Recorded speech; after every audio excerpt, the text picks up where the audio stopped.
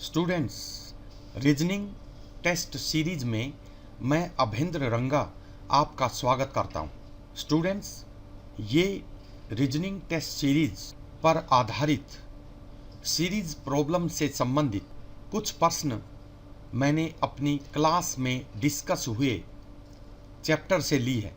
ये कुछ क्वेश्चन बहुत ही इम्पोर्टेंट हैं जो कॉम्पिटिटिव और एंट्रेंस एग्ज़ाम में मिलते जुलते अक्सर पूछे जाते हैं। इसलिए मैंने आपके समक्ष कुछ प्रश्न रखने का प्रयास किया है।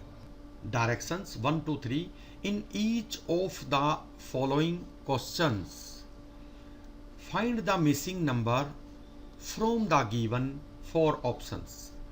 स्टूडेंट्स, सीरीज में हमारा पहला क्वेश्चन है। देखिए स्टूडेंट्स, उससे पहले मैं आपको ये बताना चाहता हूँ कि हर कैंडिडेट और टीचर की ये नेचर होती है कि वो सबसे पहले जब भी सीरीज को देखता है तो सबसे पहले गैप्स निकालता है। ये देखिए, इसमें हम गैप निकालते हैं तो स्टूडेंट्स 125 देखिए सीधा दिखाई दे रहा है, और यहाँ पर हम गैप निकालते हैं तो 4 और 6 देखिए 64, और यहाँ पर हम गैप निकालते हैं तो यहाँ देखिए 7 और 2 27, और अगर यहाँ पर हम गैप निकालते हैं तो यहाँ 8 का गैप हमें मिलता है। देखिए स्टूडेंट्स, जब भी हम सीरीज को करते हैं तो हमें क्यूब और स्क्वायर की नॉलेज होनी बहुत ही जरूरी है, वर्ग और घन की नॉलेज होनी बहुत जरूरी है। देखिए यहाँ पर ये क्या 5 का क्यूब नहीं है? 5 गुना 5 गुना 5, क्या ये 64 4 का क्यूब नहीं है? 4 गुना 4 गुना 4।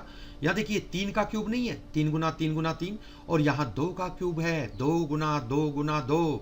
तो स्पष्ट है अब यहाँ पर 1 का क्यूब आएगा, 1 का क्यूब का गैप, इसका मतलब 1 का क्यूब होता है 1, 1 गुना 1 गुना 1, तो 231 हमें हमारा यहाँ पर आंसर प्राप्त होता है स्टूडेंट्स, और वो दिया है ऑप्शन नंबर डी में।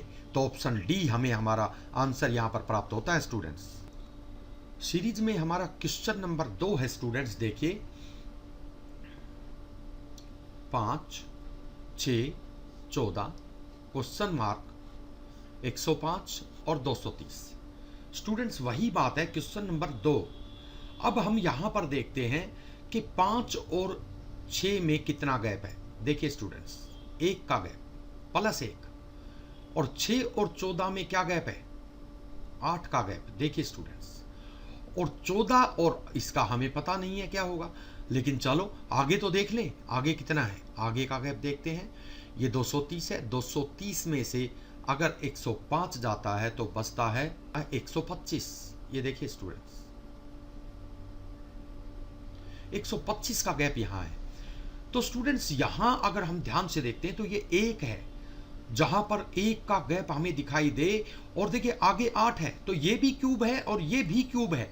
अगर यहाँ 4 होता तो मैं सोचता भाई ये तो स्क्वायर है, तो ये भी स्क्वायर हो सकता है 1 का, लेकिन यहाँ 8 है और यहाँ देखिए 125 है। तो मेरे दिमाग में हमेशा ये हिट करना चाहिए कि ये 125 है तो 5 का क्यूब है, क्योंकि स्टूडेंट्स आप प्रैक्टिस में हैं, आप प्रैक्टिस कर रहे हैं, कोई मजाक नहीं है, आप एग्जाम्स की प्रैक्टिस कर रहे हैं, और प्रैक्टिस करने वाले को ये ना पता हो कि ये क्यूब है या स्क्वायर, तो ये तो बड़ी ही अचरज की बात है स्टूडेंट्स। तो यहां पर एकदम हिंट आपको मिलना चाहिए कि ये 1 है। अगर यहाँ 4 होता तो ये स्क्वायर पे हम विचार करते, लेकिन यहाँ 1 है और यहाँ 8 है। 8 अगर क्यूब होता है तो 1 भी क्यूब होता है। अगर यहाँ 4 होता तो मैं स्क्वायर समझता, ये भी स्क्वायर हो जाता 1 का स्क्वायर, लेकिन यहाँ पर भी 125 मिला तो 125 तो स्क्वायर नहीं, वर्ग नहीं, ये तो क्यूब होता है, घन होता है। तो यहाँ देखिए इसी तरह से यहाँ पर 1 का क्यूब, यहाँ देखिए 2 का क्यूब, और यहाँ पर देखिए यहाँ पर 2 का क्यूब है तो यहाँ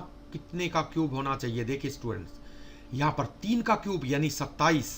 देखिए अगर हम 27 इसमें जोड़ते हैं तो 7 और 4 11 का 1 1 2 और 1 3 और 1 4, देखिए 41 हमें प्राप्त होता है। और अगर यहाँ पर 41 हम लिखते हैं, देखिए 41, तो हम आगे देखते हैं। अब आगे कितने का गैप होना चाहिए? 3 का, तो ये 4 का होना चाहिए। इसका मतलब 41 में अगर हम 64 जोड़ते हैं, देखिए 41 4 का क्यूब होना चाहिए। 41 में अगर 64 जोड़ते हैं तो 4 और 1 5, 5 यहाँ है और 6 4 10, 10 यहाँ है। तो देखिए इसका मतलब खाली स्थान की जगह 14 और 27 41 मिलना चाहिए, और 41 देखिए ऑप्शन सी में हमारा आंसर हमें प्राप्त होता है स्टूडेंट्स।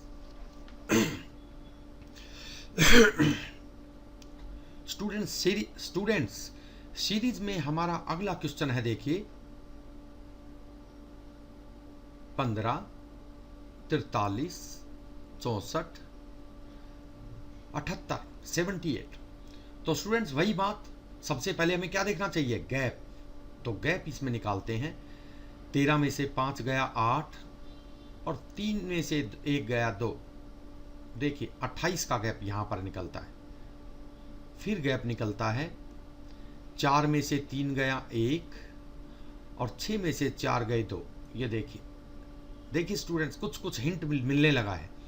उसके बाद में गैप निकालते हैं तो 8 में से 4 गया 4, 7 में से 6 गया 1, 14।